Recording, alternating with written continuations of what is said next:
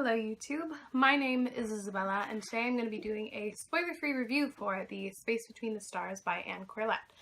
This is a debut adult science fiction novel set in the future following a group of misfits that come together after a virus wipes out 99.99% of the human population. The human race has become so advanced that they've managed to create technology that allows us to live on other habitable planets because A, the population has gotten so huge, and B, why not go out into space? This book starts off by following our main character Jamie, who was living on one of the outer sector planets, one of the far ones, when the virus hits. And the virus hit everywhere. It didn't just hit Earth, it hit everywhere.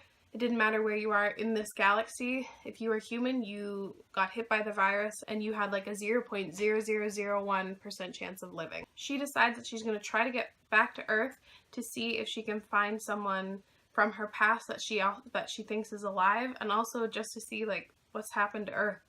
Are there more people? Now this is a very different type of sci-fi novel, and I'm pretty new to sci-fi myself, so I'm going to try and explain this the best I can, that this is not a plot-heavy book like I thought it was. I thought it was going to be a found family adventure type story where they go hopping from planet to planet, kind of scavenging and salvaging what's left, but it's not the case. It's more of a destination story, and it's kind of a found family. It's not like they resent each other at first and slowly start to become a family, because there's an antagonist, a part of their group, and I don't know, it's really difficult to explain. First thing I want to talk about is the world building, and unfortunately that's the thing that was lacking the most. There was very little world building. I don't know what year this was set in. This could have been set 200 years in our future, 500, or even 1,000, but it's not mentioned, and it's not mentioned how humans managed to create this tech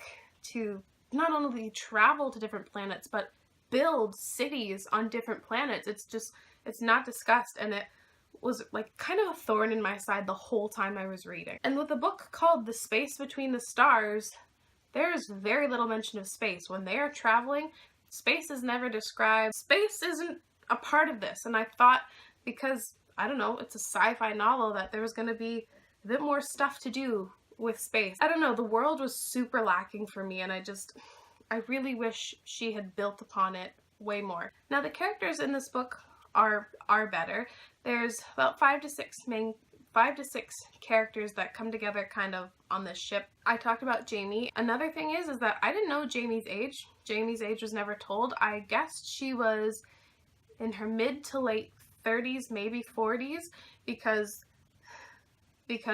her biological clock is mentioned, but it's never told how old she is, and that also bugged me. Now, Jamie is kind of a difficult character to like. She's pretty whiny, and she's like really hung up on her past, and she's very emotionally withdrawn because of it.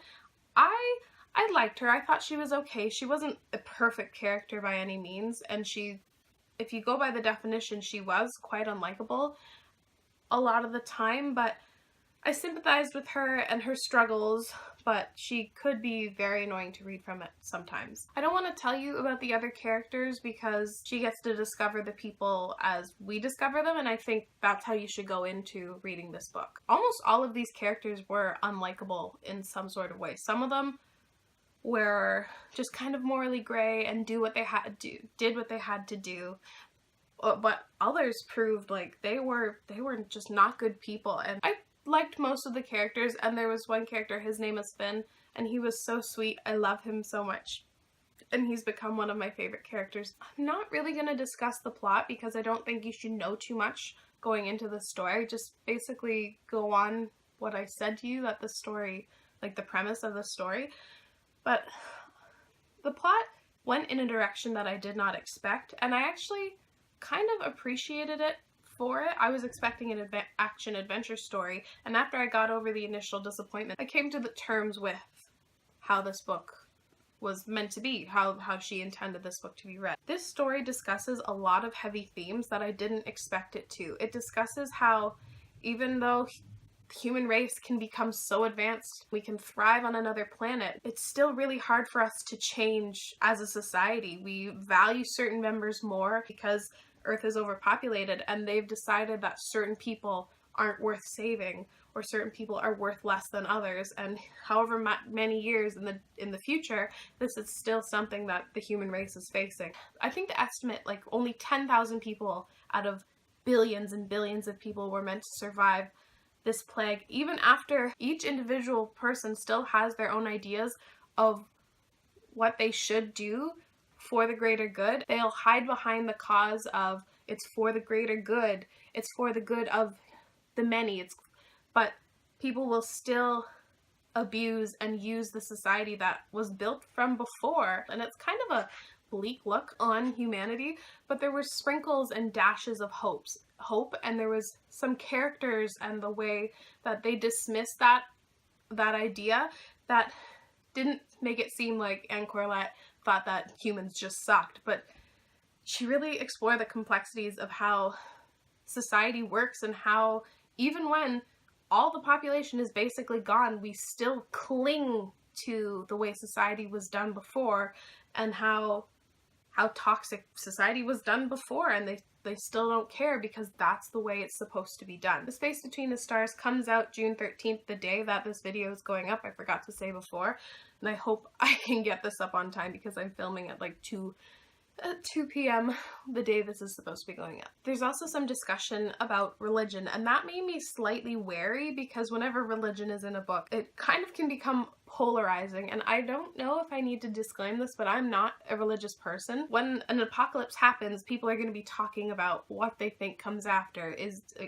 People are gonna discuss whether or not they think it's God's plans, and I was really nervous because there's a character in here that sucks and uses religion kind of to further their goals and what they think they should be doing. They use religion to further it, and I'm being vague on purpose, but I was really nervous that she was gonna make it seem like all religious people were bad and religion was bad, but I don't think that's ever how it came across. It was this person is bad, not because of their religion and what their beliefs, but just because they are a bad person, so I think it was handled well in that regard. And there's also some really good discussion on free will. Like, you'd think that if there's only 10,000 people in the galaxy, you'd think you'd be able to do whatever the hell you want, but it's not as simple as that, and there's always people that are going to try and take away your free will. I really like the exploration of free will and how everyone should have the right of free will. Everyone should have the right to choose,